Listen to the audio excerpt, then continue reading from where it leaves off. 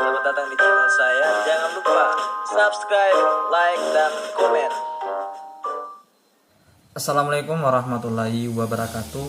Perkenalkan, nama saya Ival Satriansyah, tabuk B40118126. Baik, saya sedikit akan menjelaskan bagaimana sih hukum tata pemerintahan selama pandemi COVID-19 yang mengglobal sekarang ini. Perlu kita ketahui bahwa coronavirus atau virus corona adalah sekelompok virus berbentuk bulat dengan sisi seperti mahkota, terutama digunakan untuk virus SARS-CoV-2 yang menyebabkan penyakit COVID-19.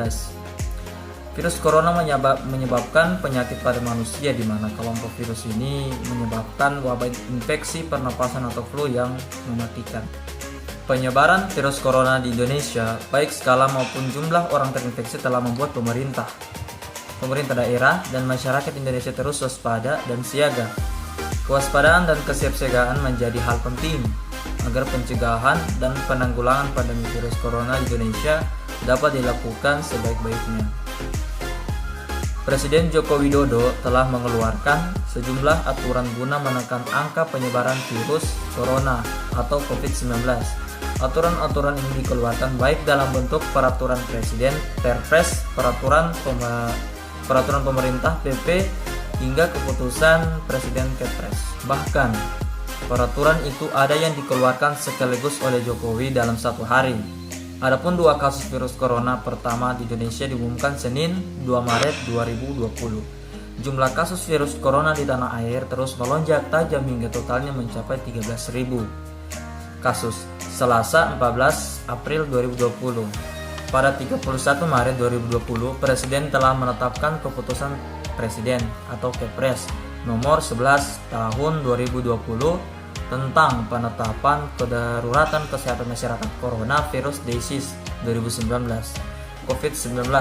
Sejalan dengan hal tersebut, terbit pula peraturan pemerintah pengganti Undang-Undang Perpu nomor 1 tahun 2020 tentang kebijakan keuangan negara dan stabilitas sistem keuangan untuk penanganan pandemi coronavirus disease 2019 dan atau dalam rangka menghadapi ancaman yang membahayakan perekonomian nasional dan atau stabilitas sistem keuangan. Nah, bagaimana sih langkah pemerintah untuk menanggulangi atau memutuskan rantai penyebaran virus tersebut? Dengan langkah nomor 1, yaitu melarang maskapai nasional terbang ke Wuhan. Kementerian Perhubungan telah melarang maskapai nasional untuk terbang ke Wuhan sementara waktu. Larangan tersebut disampaikan oleh Direktur Jenderal Perhubungan Udara Kolonade Pramesti. Yang kedua, memperketat pemeriksaan kesehatan di bandara untuk mengantisipasi virus corona melalui Dirjen Pencegahan dan Pengendalian Penyakit Kementerian Kesehatan, yaitu Anung Sugianto. Anung Sugianto memperlakukan pengecekan kesehatan secara masif menggunakan pengecekan kesehatan secara masif, yaitu thermal scanner di pintu kedatangan bandara. Prosedur pemeriksaan kesehatan juga dilakukan secara perorangan menggunakan thermal gun. Yang ketiga, menjaga 135 pintu masuk ke Indonesia. Menteri Kesehatan Terawan Agus Putranto mengatakan 135 pintu masuk ke Indonesia telah dijaga selama 24 jam penuh. Katanya sebanyak 135 pintu masuk negara kita sudah dijaga 24 jam terus-menerus dan dilaporkan setiap saat oleh Kemenkes dan kementerian lembaga terkait. Dan nomor 4, mengalihkan promosi wisata ke negara lain. Menteri Pariwisata dan Ekonomi Wisnu Tama dan Kusbandio telah mengalihkan promosi dan pemasaran wisata ke negara yang tak terdampak.